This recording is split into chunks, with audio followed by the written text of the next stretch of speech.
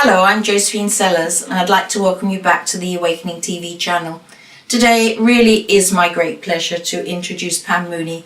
Pam is a friend of mine and a colleague, and she is an animal and human intuitive, and I would never consider asking anyone else but Pam if there's something wrong with one of my animals, particularly my horses. Welcome, Pam.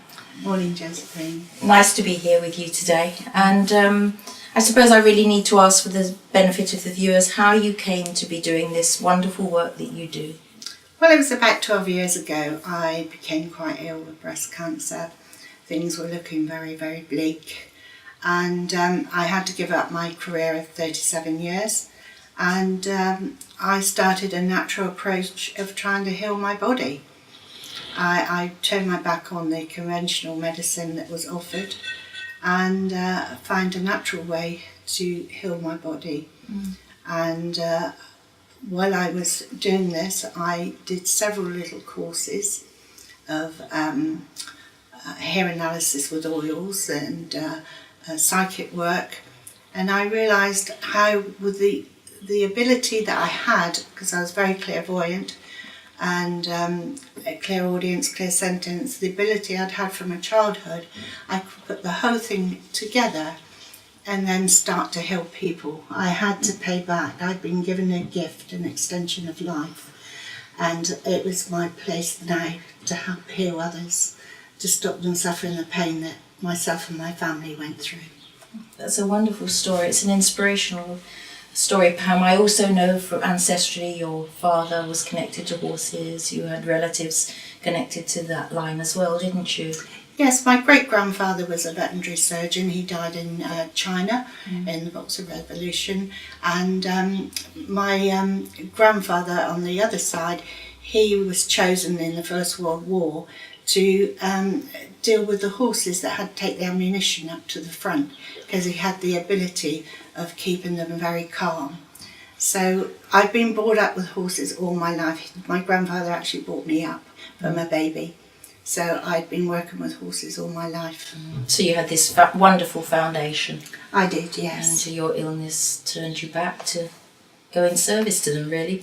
That's what I see when I look at you, Pam. That's You're right. dedicated to what you do, but you're also very clever with humans as well. It's not just animals, is it? No, I like working with humans, especially the autistic children and the mentally ill children. They need a voice. And babies, when they've got colics and things like that, mothers don't know what's wrong. I can be their voice. And you can hear, you intuit what's going on for them. Exactly, yes. Do you want to elaborate a bit just on the children, the babies and the autistic children and the mentally ill, that you can hear the voice, they can't? I can hear the voice. They're usually trapped in a body that nobody understands, usually poisoned by mercury or some kind of problem, and I start with trying to clean the body again so the body can go and heal in its own. Obviously you can't get some things 100% better, but you can give them a much better quality of life, and that's what's important. And for the autistic children, I know you hear the inner voice that they sometimes can't express to their adults who care for them. Yes, they're very, how can I put it, they're usually quite brainy. Yes. And it's awful that they can't find in their brain what they need to put through to their voice. But I can do that for them. You can hear them. You I can can hear hear that them. in the voice.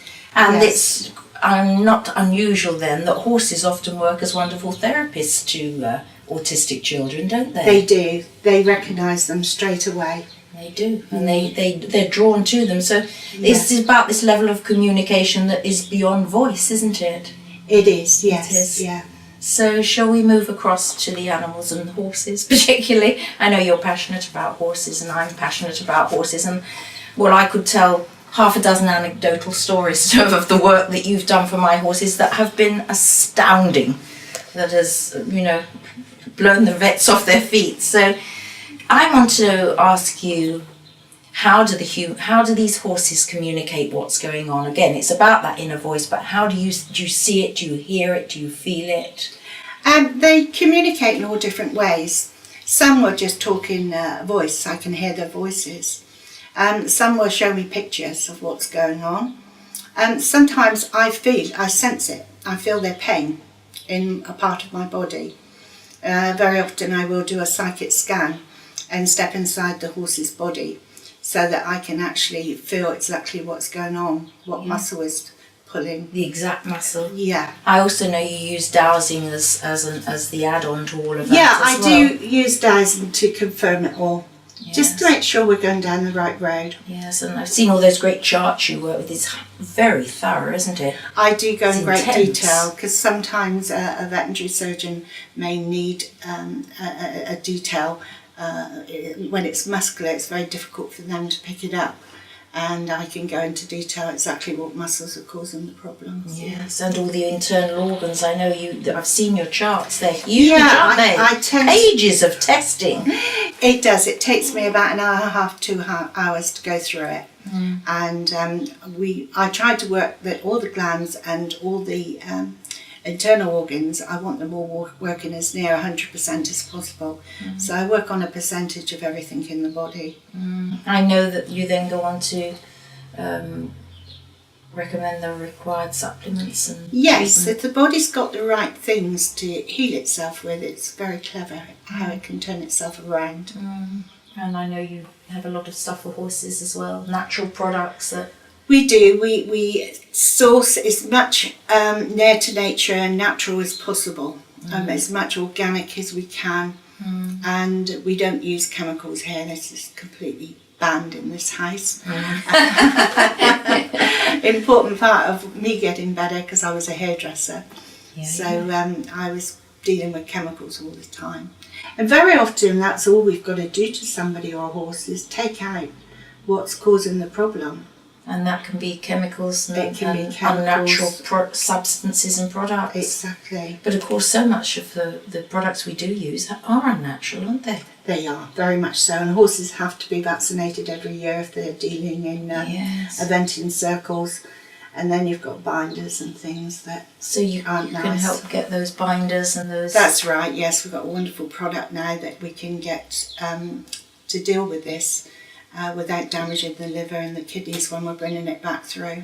It's amazing work. And I know there are quite a number of vets got great respect for you, haven't they?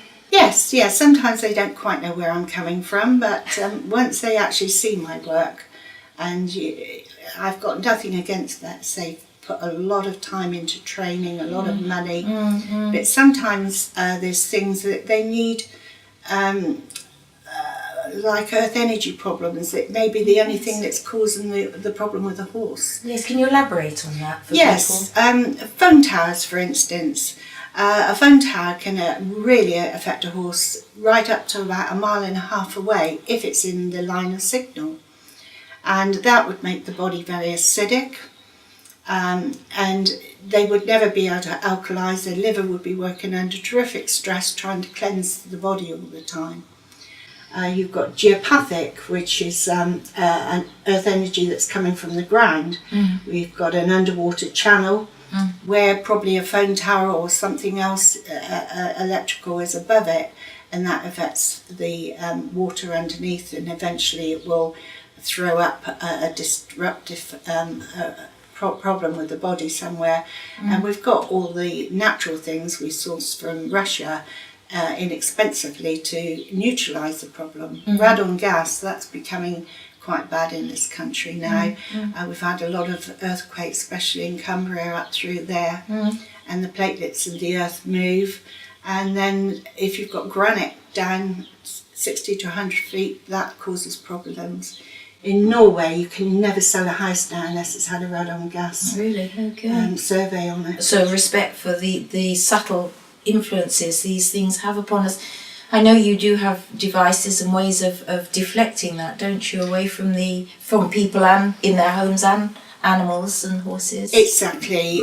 We've got devices that the horse can actually wear, which were actually made by a GP, funny enough.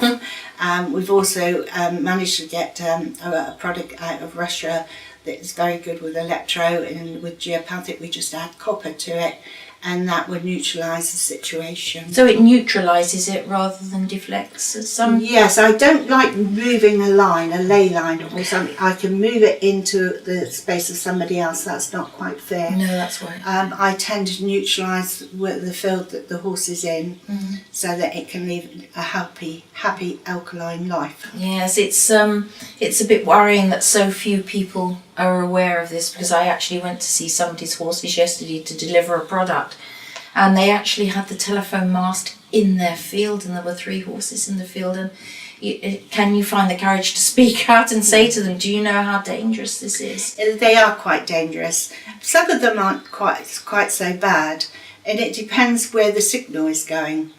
And of course they all join up, these phone towers, all the signals, they sort of go round in a circle. But I've known horses go round in a circle, and the vets have thought they'd had a slight stroke. And the minute that I put a device in their mane and then clear their chakras and talk to them and rebalance them, they calm right down and they're fine and go off eating. Yes, so more needs to be said about this, doesn't it, for the health and well-being of humans and animals as well. Exactly, yes. It is a major problem now, especially in our country, because it's so small. I was fascinated to hear you tell the story about your grandfather, was it, or the one that took the horses to the front in the war? Yes, I didn't actually know this until I took his meadows over because he never talked about the war. It was too painful. I only heard once that he'd went to spend a penny and an incendiary dropped on his horses and he lost the lot. And that's the only thing he was saying to somebody, but he never spoke a word of what happened. But I happened to take his meadows over to Bovington, and they told me the story, which he did have a wonderful ability with horses. They just completely calmed down with him. And then we used to have horses in that were disturbed, and we'd re-break them and get their trust back into life. Yes. And I suppose there's quite a bit of that going on in the world today, but really horses have a bit of a rum deal, don't they? They do, and horses will work so long with pain before they actually throw the toe in and throw the rider off or do something and say, that's enough, I can't bear anymore. But I've known horses sort of working with about 100% pain. That's horrendous, isn't it? I can't bear to think about it myself. No. But I'm amazed at your accuracy when I come to you and say, the horse is sick, Pam, what's going on? And you're back within a few minutes and you're pointing to the exact muscle or the exact part of the skeleton that's out or what's going on emotionally. I mean, I did write about you in my book because that's how I first met you. It was, yes. When I had that little Irish piebald who was so distressed and young and healthy looking but couldn't walk, and I had leg trouble, and that's how we came together. And you so sorted out him, and his was real emotionality problems. It was angst, wasn't it, from the beginning of his life that you picked up? So it's not just illness, it's emotional content that you pick up. Yes, people don't realise that when they sell a horse, how they get attached to probably another horse in the field. It's like a soulmate to them. And that was a part of Danny's problem. He'd been left in the field, all his mates had been sewed on. And he was very young to be sort of left like that. And it had gone into what we call the kidney meridian. And if I remember rightly, you had the hand on the horse. I remember. And it was big. I was trying to clear the problem, and a horse can't be sick. And it went straight through you at the time. But we got over it. He got better. He got better, didn't he? His main thing was to boat home, I think, if I can remember, wasn't it? He wanted to turn around and come home. Yeah, he had weak muscles in his legs. He hated to go towards a hill. It was as though his energy it wouldn't go down to his legs. But I had energy trouble with my legs at the same time. And that's the other fascinating thing about the horses, isn't it? And the animals in the homes, they often mirror what's going on for the person in the home. Exactly, yes. And then also, we work on the body's meridians and their 12 energy pathways. Yes. And if you go back to the time of Atlantis, that's when they used to repair the meridians, the chakras, the aura, and people didn't get sick. When you let that problem go on, that's when it starts to go and weaken an organ. But you have to start at the energy field at the very beginning and heal that, and then correct the imbalances, and then the body will heal. Obviously, if cancer's at an organ away 3/4, you're not going to get that back. And you can maybe able to give the person a nicer quality and help them with their passing. And that's another big part of the work, isn't it? It's the passage through as well. Yes. Making it more comfortable, exactly, both emotionally and physically, and then helping them with products that can be a bit more palatable maybe than some of the other treatments they may have to have. That's right. Yes. I'm going to have a look at my list a sec, because I don't want to miss anything out with you. Yes, one of the questions I've said, do you think horses are misunderstood by some of the owners and the vets? It's a lack of knowledge out there, isn't there, Pat? Yes, I mean, years ago, people used to have horses where they were brought up in a family that had always had horses, so you had passed down knowledge. Yeah. People work with the hedgerows. Yeah. Today they know nothing except what they learn out of a magazine, and they forget that the person has written wonderful things about a product because obviously they want to sell it. Yeah. But it may not actually be the product that your horse may need. Wheat, for instance, I don't think any horse, dog or person should have it. I find it's a problem that causes major imbalances in the body. And if you think back when we were at school and we wanted to make glue, we added water to flour. And that's exactly how it goes, that sticky substance in the body and slows everything down. I've heard a lot about that as well. It's something it's hard for us to cut it out our diet sometimes, though, isn't it? We've got so used to it. Well, I find it quite easy. I don't have any wheat. In fact, I live a celiac's life, really. Okay. But then again, you have to watch that because the food as a celiac, rice flour, potato flour, it's very high in the glycemic. So you have to be careful.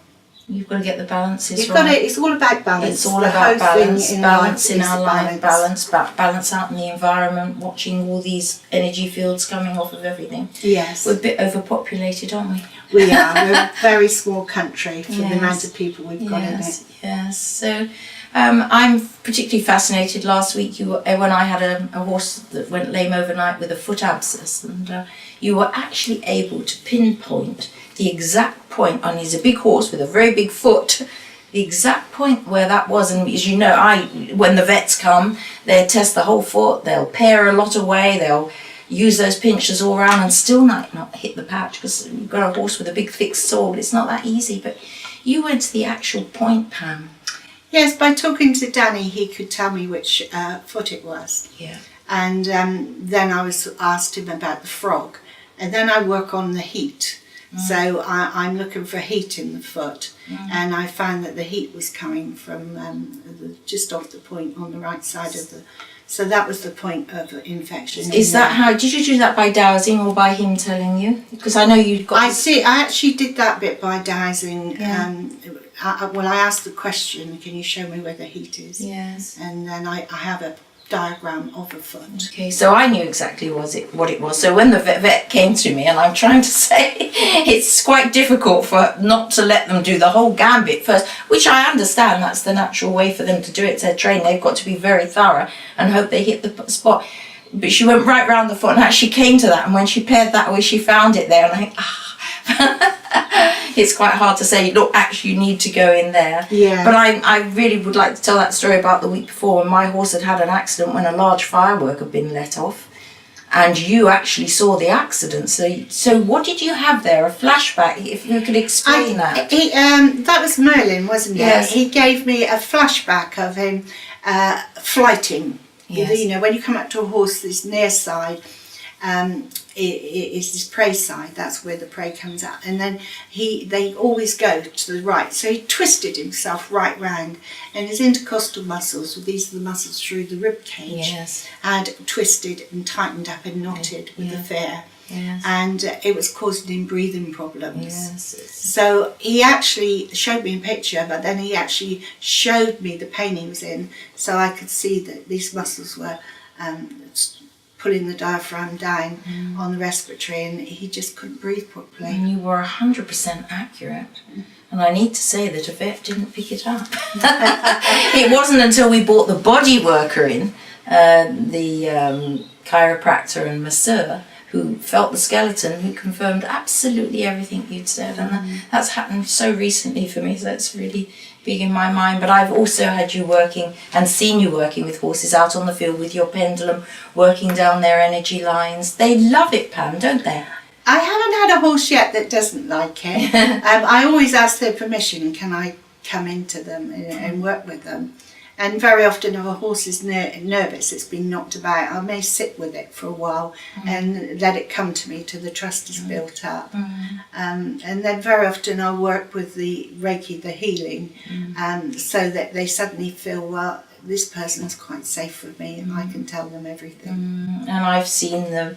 One's near, but the rest want to get in, and we've had to hold the others off because they all want a bit of the healing, the magic, really. I was working with some horses in Dorchester a few years ago, and I get very into my work, and the rest of the world is shut off from me. And I could feel this sort of prickly, sticky tongue going up my back, and I could see the woman standing with a hand over her mouth, not knowing what to do. And I said, "Don't tell me that's a bull." And she went, and I said, "Is he friendly?" And she said, So I turned round and I asked him if he'd like some healing, which he did, and I did the Reiki on him, and his eyes just went into total bliss, and I felt totally safe with him. Yes, but he felt safe with you too. And I'm also interested about when the other horses speak or another animal speaks for another, because I actually know in the past Merlin's spoken for Danny once or twice, and you've told me stories about that when they actually haven't got a voice. Some horses haven't got a voice, they can't express themselves, and therefore another horse in the yard will very often come through and tell me exactly what's going on. I think that I've been woken up in the night once in a while by Merlin, and I've gone out and found something wrong. It's though they call you in for the other ones. Well, horses have always talked telepathically, and we talked telepathically in Atlantis, and then we lost the ability, or some of us lost the ability to do it. Children are absolutely brilliant at it. While running an animal communication course just before Christmas, I had 3 children, one of 6, 7 and 13. They were totally brilliant. It hasn't been bred out of them. You know, people tend to say, you know, that's rubbish. One girl on the course of 19 had been put on terrible tablets and told that she was a schizophrenic because she told the doctor she could see spirit. Which is so sad, because a lot of us can. I can see spirit, and as a child always saw it, and it can be quite frightening to them unless it's explained what it is. And then they feel quite safe with it. We're not very culturally nurtured, are we? No, we're not.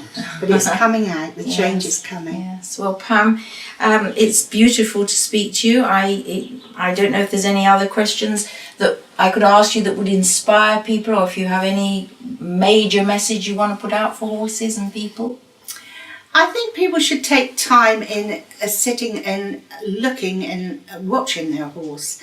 I see them buy these new ponies and they're straight into lessons. They've not got to know the pony. They've not built up the trust with the pony. They must start and watch the pony and listen to it, and then they'll find their lesson will go a lot easier. And try and go back to nature. You know, all these fantastic foods that are advertised. That's not how we fed horses years ago, and we never had the domestic diseases in horses then, which we have now. You've got celiac horses and Cushing's, and we never had that years ago when the food was simple. And they're wild creatures, really, aren't they? They're used to grazing. They're herbivores, yes, and they shouldn't be fed all this mixed course mix with all these. You've got molasses and maize, all sorts of things in which little ponies don't need. We only gave oats and our own chaff. I remember turning the chaff handle for an hour at a time, my arm dropping off. But they'd have our hay and a little bit of oat straw. Why is it last with molasses? There's lots of feed companies coming through now that are doing things with no molasses on. We only fed molasses when a horse has lost its appetite. We're trying to get it to eat for a short while. It's sugar. They don't need it. So it's about going back to natural ways. A natural way, yes. And maybe watching how those old men used to run, well, they weren't old then, manage those horses that went to war and worked the land and pulled the trains. They were horsemen, weren't they? They were horsemen. They knew, they listened and watched their horses and learnt by their horses. And then the horses learnt to trust them, even though they were under continuous fire all the time. They still went on and went to the front line with all the goods. And then brought all the wounded soldiers back. They are great servants to man, aren't they? They are, yes. Well, it's a pleasure to talk to you, Pam. I don't know what I'd do without you, and I hope you're training people up and encouraging them to do the work you do, because I know the horses out there need help. I do. I do run courses, hair analysis courses, and the animal communication and Reiki. So I am training people. Jolly good. Thank you for your brilliant work, Pam. It's a pleasure to know you. Thank you.